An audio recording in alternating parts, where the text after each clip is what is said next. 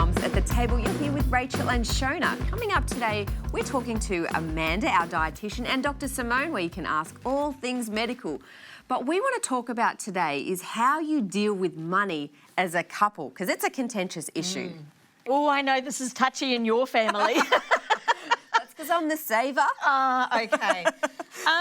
For us, we have actually taken turns during different periods of our life to do this. When I was at home most of the time with the kids and just working from home, I did most of the money stuff. So you budgeted as a couple. Well, I wouldn't say we budgeted, but we lived within our means. Yeah, well, that's budgeting. Yeah, and and now because I'm doing a bit more work and Gary's home a little bit more than he was, he's tending to take on that role a bit more, which is good because I'm happy to let loose the reins a little bit. So was it ever contentious though? Because money is one of the big drivers behind divorce and separation. Arguments. Yeah, and arguments. Yeah. So what was the contentious issue? Was one a saver, one a spender, Yes. or did you just disagree on the way you wanted to spend it? Look, I think we both came from families that never spoke about money. Our parents never talked about money. His parents didn't talk about money. So I don't think we knew how to talk about money, and we would end up in arguments rather than having the civilised discussion about where money's going to go and how we use it. We're much better now because we've framed our discussions around money. You make a really valid point, though, that it's something that wasn't spoken of, and therefore, what do you pass on to your kids then? Like, how did you approach money with your kids? Oh, I sat down and spent a lot of time chatting with them about it and Open allowed dialogue. them to see us talking about money. Yeah. Yeah, I like...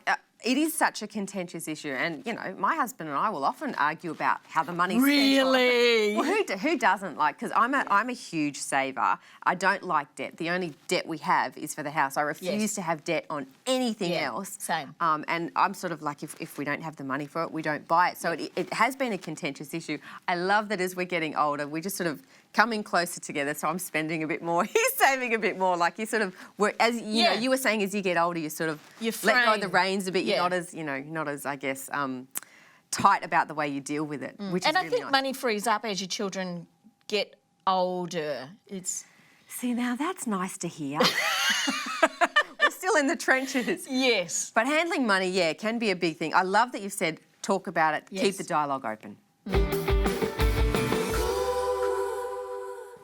Hey, thanks for joining us at Mums at the Table. We're just sitting down with Dr. Simone. We are talking about sudden infant death syndrome, something that has affected quite a few families over the years. I know in the 80s and 90s there was major campaigns to reduce these incidences. And that's where we get Red Nose Day and those sorts of things coming from. Yes. Look, it must be one of the most gutting things to lose a child. You can't imagine how that would feel. And so looking at factors that can contribute to those sudden unexplained deaths is really... Because that's exactly what it is. Unexplained. You just wake up and... your child is not alive, and it's absolutely devastating. So the things that we know about SIDS so far, we know that children who are born, babies who are born premature, are at a higher risk of sudden infant death syndrome of SIDS. We know that babies who have a low birth weight are at a higher risk of SIDS. The other big factor that I guess the biggest... These are things that are out of our control. Though. Absolutely. There are things that are within our control that we can try and modify to reduce the risk of our children suffering with SIDS. And the biggest thing that we can do is provide our babies with a smoke-free environment. Okay. And that means that if you are a smoker, please don't smoke inside the house. Yes. Always smoke out. So heck, have a chat to your friends or family, or have a chat to your doctor about ways that you can be helped to stop smoking, because that's going to be the best option for your child. So important that it's a smoke-free environment for our children. Smoke-free environment, absolutely. The other things that are really important as factors things that we can modify to reduce the risk of SIDS, make sure that your baby is in a firm and empty sleeping space. Okay. And ideally, they should be the only person in their sleeping space. That's not to say that you can't co-sleep safely. There are strategies around that. Yes. But ideally, your baby should be in their own space without any toys or pillows or bumpers or those sorts of things. You don't want anything loose that can potentially obstruct an airway. Okay. What about the swaddling techniques for babies, because, you know, we're always taught to swaddle our babies when they're younger. So is there a certain time or that we should stop swaddling, or is there something that we can do to prevent SIDS with our swaddling? So swaddling is a really important settling technique for babies, and a lot of babies utilise that to help them to soothe off to sleep. You want your swaddles and you want your baby wrappings to be firm. Again, you don't want loose coverings that can come and, again, come over a nose or a mouth and obstruct, make your child's breathing any harder than it absolutely has to be. Some babies also really like sleeping on their tummies, and it feels really mean to try and sleep them on their backs. My babies were naturally stomach sleepers. Yeah. I felt like, now I'm speaking to you and I'm thinking, really? I should have been placing them on my back. And so we do our absolute best, and sometimes we can, you know, settle them and sleep them on their tummy and then roll them onto their back. So just reiterating the 3 main tips for keeping our kids safe. So the first thing is a smoke-free environment. The second thing is a really firmly wrapped baby on a firm surface with no other things around them is the best way to keep your baby safe. Yeah. Thank you so much, Dr. Simone. I'm sure that's helped you. Don't forget, keep it locked right here. Mums at the Table. Welcome to another nutritional segment. If you are enjoying these short nutritional segments, please go to our YouTube channel and subscribe to Mums at the Table. We are here with Amanda today. Hi, Amanda. It's nice to see a smiling face. And we are talking today an awesome topic about hydration in children and why it's important. So why is hydration important for kids? Yeah, it's especially important for children, and particularly young children, that they get enough to drink, because they actually have a higher proportion of body water than adults do. Oh, wow. And they're less tolerant to the heat. So it means that they're more likely to get dehydrated than we are. Wow, I didn't even know that kids had more water. Yes, yeah. Okay. Yeah. The other thing is that they often forget to drink. So it's important that we're reminding them, and it's a good reminder for ourselves too, isn't it? Yes, so definitely. Every meal, every snack, when they've been playing outside, just offer them a drink, have a drink bottle in a handy place where they can easily access it as well. It's like putting like a little routine, a water routine in place. Like when my kids wake up, I'm like, your glass of water, have you had your glass of water first thing in the morning? So that way you know. That's really good. Yeah. Good tips. So what should kids be drinking? Yeah, so here I've got some of the more common drinks that children have. So firstly, we've got water, and this is the best choice for children to be meeting their fluid needs, because it is a great fluid that doesn't provide any kilojoules as well. Awesome, okay. And then the second best choice is milk, which has a lot of essential nutrients, so protein, B vitamins, as well as calcium. So this is your next best option. Yep. So children should really meet most of their fluid needs through both water and milk. And milk, okay. Here I've got 100% fruit juice, and it's okay to have this in small amounts because it does provide nutrients like vitamin C and antioxidants as well. It just is quite high in kilojoules because of its high sugar content. So of course it's better to have a piece of fruit rather than a glass and you do of get juice. hydrated from fruit too. Yeah. That does count for some, That's you know, right. Yeah. if you're having lots of it. So the recommendations for juice are that children shouldn't have more than half a cup a day. Okay. And another good thing to do is, if you are giving it to your children, to dilute it just to reduce the sugar and the that's a good acidity point. content. And then they're getting more fluid if you dilute it. Perfect. Yeah, true. And lastly, I've got soft drinks. So soft drinks, cordials, fruit drinks. I think most people know that these aren't as good a choice for children, and to limit these as well due to their high sugar content again, which can contribute to weight gain and tooth decay. Thank you, Amanda. We're running out of time. We've got to go. But remember, put in a water routine or a hydration routine with your kids. See you next time.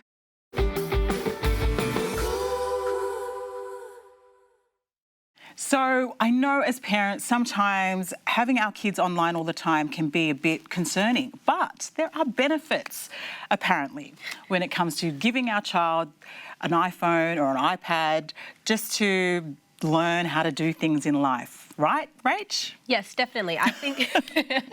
Can you see where I already sit on this topic? Yes, I can see you're a bit like... hesitant. Well, you've already told me that your kids don't have access to tech, right? No, they don't. They don't. And if they do, it's through their cousins, and they are like hoarders. They don't, obviously they don't know what they're doing. So. Yeah. Well, this is going to be a hard sell for you. Yeah. I think But that, I need to get with the program. Let's be real. I think something like YouTube can make lessons accessible that hadn't been accessible before, Content and information was, if you could pay for it, you could get it. And if you couldn't, then you're not able to get it. So things like being able to learn how to draw, how to cook, how to play an instrument, all of these things cost money before. I was looking it up, and cooking lessons in Sydney are about $400 for 8 weeks of classes to learn how to make French pastries for kids. But you can go online and make some of that, learn how to make that yourself. Even on our show, we have Gia and Olive who are cooking things, and you're able to learn how to make free. Learn how to make stuff that you were never able to learn how to make before. I think for your kids, thinking of music lessons, guess how much music lessons cost? I don't know, $80 a lesson, $50 a lesson? Yeah, $80 a lesson for an hour lesson for guitar and $50 for half an hour lesson. But you can find so much content on YouTube for free. I mean, some of them then you have to pay to learn more, but you could learn some of the basics, the chords. These things were not available before for us to learn. Learning how to speak another language is available. I know my son likes a program called Preschool Prodigy. Okay. And it goes through, it uses a bell system with all the colors, and it teaches do, re, mi. It teaches like chords. It goes really in depth. And I think some of these things before were not accessible. Yeah. Whereas now it is accessible. It's funny that we are talking about that, because I do have a friend who has a daughter who taught herself how to swim. Swim. How is that possible? She was watching YouTube. Wow. Did she take the phone into the water? No, her mum was like, how does she know how to swim? Because they would go to the grandparents' house and this girl would practice in the pool.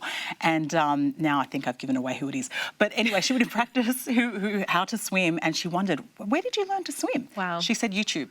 Wow. And so every weekend she would just go to her grandparents' house and just practice what she learned on YouTube. So that's pretty good. Very good. I think between that, learning how to code, how to use photography, I think there are ways that we can see the technology as the benefit that it is, and just, monitor its usage for our kids to learn stuff. But I think don't hold them back. If they can sit there and learn all those things on their own, I think go for it. Thanks so much, Rach, because I know that, I guess, YouTube has things that otherwise we would have to pay for. So it's good. A free way of getting our kids to learn how to swim, cook, and code. Clean.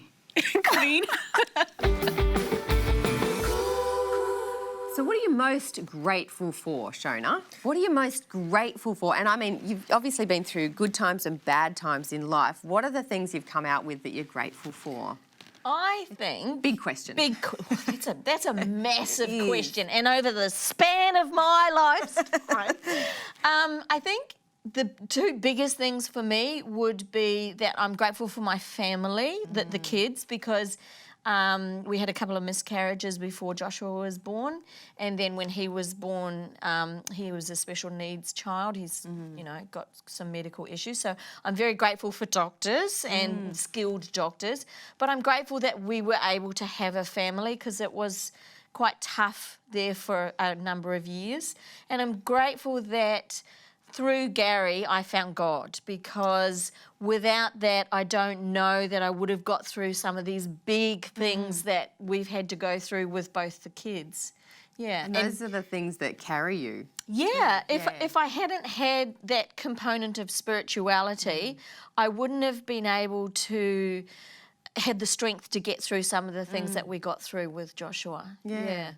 And you? Look, life gives you ups and downs. I'm incredibly grateful for not only my family, but my extended family, because it's incredibly close. We're very tight, and just the influence my aunties and uncles have had on me is just something that will, last me a lifetime. But similarly to you, we struggled to have kids as well. And it was in that 2 to 3 years of struggling that my relationship with Christ just went to a new level. Like, I just depended on him so much. Yeah, and that sort of just, I guess, propelled me to a new relationship with him, which still continues today, and it's a game changer. It gives you depth, doesn't it? Absolutely. Yeah, to rely on something greater than yourself. Yeah, and it's interesting. It's those hard times where you can come out and actually say, this is what I'm grateful for, this is what showed up in my life, and this is what's carried me through, and those things are really beautiful. Yeah. But we all sort of go through those times. What are some good times? You had any good times where you can say, I'm grateful for that? Oh, look, I loved, we used to take the kids camping developing when they were young, when they were little, and I just loved those times, seeing the boys actually happy and laughing and enjoying life. It was really special, and it's great to look back on those times. And it's absolutely, I agree with you, those family moments that you sort of hold on to and cherish. Well, if you have any questions that you would like answered from our psychologist, our medical doctor, our dietitian, we'd love to hear from you. So write in, you can jump onto our social media and ask your questions there. We are done for today. We'll see you next time. Bye for now.